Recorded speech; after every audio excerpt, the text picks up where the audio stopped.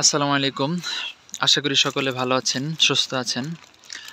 আমি আলহামদুলিল্লাহ ভালো আছি এবং সুস্থ আছি। এই দেখতে পাচ্ছেন আমাদের সেই লাল আঙ্গুর, বাইকোনোর আঙ্গুর কালার আসা শুরু হইছে। আসলে পাখির হাত থেকে রক্ষা করার জন্যই অল্প কিছু থোকা আমরা ব্যাগিং করছি। আর এবছর আপনারা জানেন আমাদের অধিকাংশ আঙ্গুরই নষ্ট হয়ে গেছে। মানে জিএ3 ব্যবহার করার কারণে।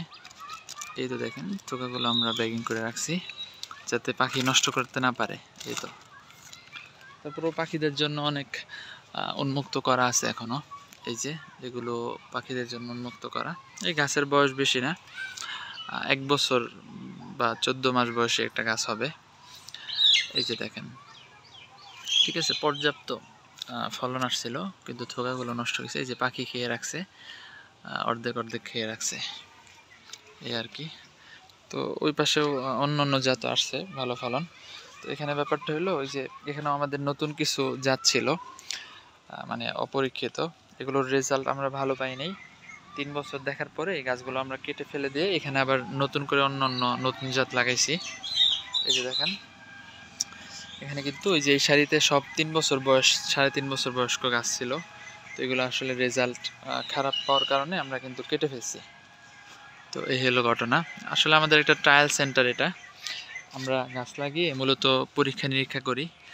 যেগুলোর রেজাল্ট ভালো আসে ওগুলো রেখে দেই, আর যেগুলোর রেজাল্ট মূলত খারাপ আসে ওগুলো আমাদের চারাও প্রোডাকশন করা হয় না, গাছগুলো কেটে ফেলি আর কি। তো এই যে এখানে একটা মোটা গাছ আমাদের দেখেন, এই গাছটার রেজাল্ট ওইরকম ভালো আসে নাই। তো আমরা কিন্তু এখানে গ্রাফটিং করে দিছি। এই দেখেন, এখানে আমরা নতুন একটা জাত গ্রাফটিং করে দিছি যাতে করে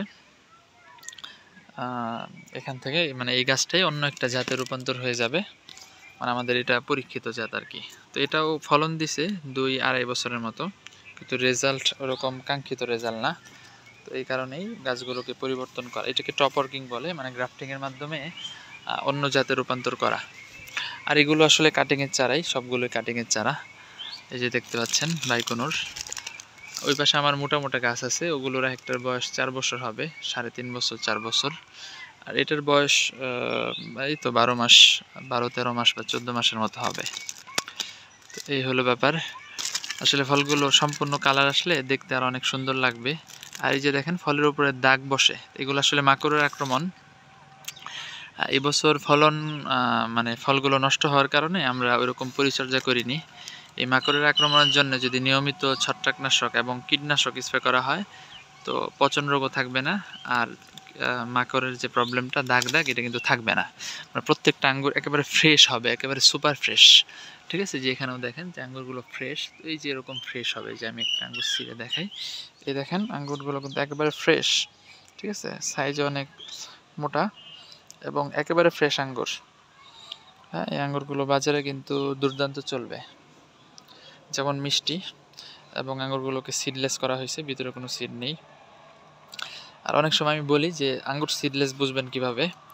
তো সিডলেস আঙ্গুরগুলো সচরাচর আগাগোড়া সমান হবে, আর আপনার যেগুলো ভিতরে সিড থাকবে ওগুলো মাথা চুক্কা হবে, আর গোড়ার যে সাইডটা আছে এটা যে টাকি মাছের মাথার মতো একটু গোল গোল হবে আর কি, একটু টেমা হবে। তো ওগুলো বুঝতে পারবেন সিড থাকবে। আর এগুলো তো কিন্তু ভিতরে কোনো সিড নেই, এটা একেবারে বীজহীন। যদিও প্রাকৃতিকভাবে সিড মানে সিড হয়, কিন্তু আমরা কৃত্রিম উপায়ে সিডলেস করতে হয়। এই সিডলেস করতে যাই আর কি আমাদের এই প্রবলেমটা হয়েছে। যদিও গত 3 বছর সমস্যা হয় নাই, কিন্তু এবছর মানে পরিমাণটাও বেশি হয়ে গেছিলো জিবরেলিক হরমোনের। আর আরেকটা ব্যাপার হলো তাপমাত্রা ছিল, মানে সর্বোচ্চ তাপমাত্রা ছিল। তো এতটা তাপমাত্রা হবে মানে আমার জানা ছিল না। তো এই কারণে প্রবলেম হচ্ছে।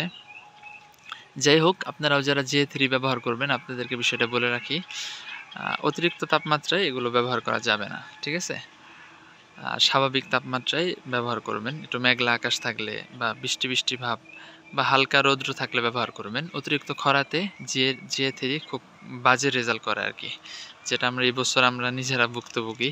তো আমাদের প্রচুর আঙ্গুর নষ্ট হয়ে গেছে, যেটা আসলে এই সময় মাচাতে আঙ্গুর থই থই করার অবস্থা থাকতো। এই হলো ব্যাপার। যাই হোক, রিজিকে যা আছে আলহামদুলিল্লাহ। তো আজকে এই পর্যন্তই। সকলে ভালো থাকবেন, ইনশাল্লাহ সুস্থ থাকবেন, দোয়া চাই আমার জন্য। আসসালামু আলাইকুম।